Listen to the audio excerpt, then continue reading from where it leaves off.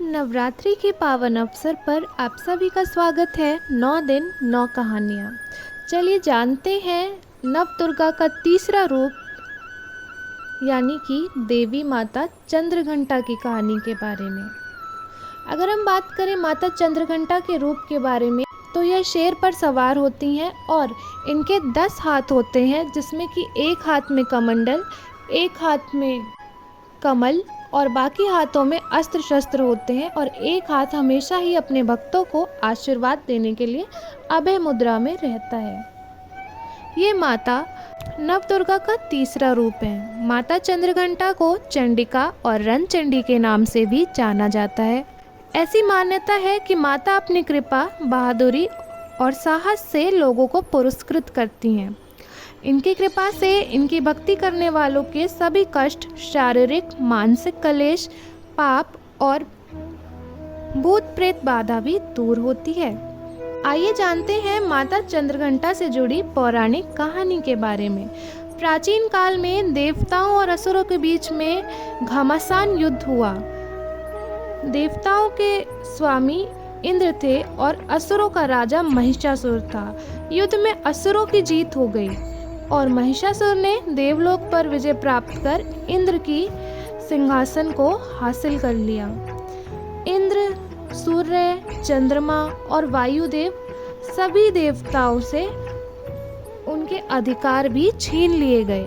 स्वर्ग से निकाले जाने के बाद इस समस्या से छुटकारा पाने के लिए सभी देवता त्रिदेव ब्रह्मा, विष्णु और महेश के पास गए। वहां जाकर उन्होंने देवताओं पर असुरों के द्वारा किए गए अत्याचार और छीने गए अधिकारों के बारे में बताया। देवताओं ने त्रिदेव को बताया कि महिषासुर के अत्याचारों के कारण स्वर्गलोक तथा पृथ्वी लोक पर भी विचरण करना असंभव हो गया है।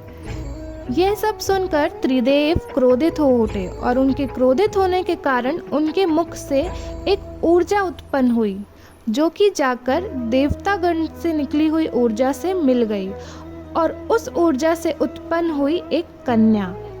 ये कोई ऐसी वैसी कन्या नहीं थी, ये थी देवी चंद्रघंटा। और उस कन्या को शंकर जी ने अपना त्रिशूल भेंट किया, विष्णु ने अपना चक्र और इसी प्रकार सभी देवताओं ने अस्त्र शस्त्र देकर उन्हें सजा दिया। इंद्र ने भी वज्र और इराफत हाथी माता को भेंट किया। सूर्य ने अपना तेज, तलवार और सवारी के लिए शेर प्रदान किया। तब देवी चंद्रघंटा ये अस्त्र शस्त्र लेकर महिषासुर से युद्ध करने युद्ध भूमि में आ गई।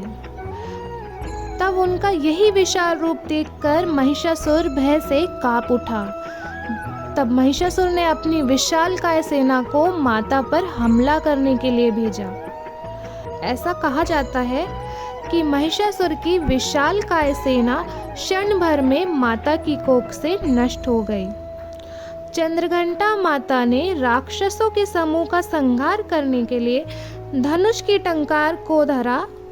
वैसे ही सिंह ने भी दहाड़ना शुरू कर दिया। फिर माता ने घंटे के शब्द से उस ध्वनि को और बढ़ा दिया, जिससे धनुष की टंकार, सिंह की दहाड़ और घंटे की ध्वनि से संपूर्ण दिशाएं गूंज उठी। इस भयंकर शब्द और अपने प्रताप से देवी ने दैत्यों के समूह का संहार कर दिया, देवताओं को विजय दिलाई।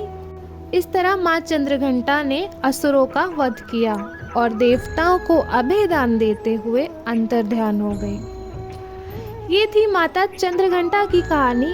इस कहानी का सार यह है कि कोई भी नारी अगर खुद पर आ जाए तो वो बड़े से बड़े राक्षस का अंत कर सकती है। उसे किसी और की सहायता की ज़रूरत नहीं है, बस ज़रूरत है उसे सही समय पर उसकी शक्तियों का स्मरण कराने की। नवरात्रि के तीसरे दिन दुर्गा की चंद्रघंटा स्वरूप की विधि विधान से पूजा करें और इस मंत्र ओम देवी चंद्रघंटाय नमः का जाप करें। ये थी माँ चंद्रघंटा की पौराणिक कहानी। नवदुर्गा के तीसरे स्वरूप की कहानी की कौन सी बात से आप सबसे ज़्यादा प्रभावित हुए हैं, कमेंट सेक्शन में कमेंट करके ज़रूर बताएं। वीडियो को अंत तक देखने के लिए धन्यवाद। और आप सभी को नवरात्रि की हार्दिक शुभकामनाएं।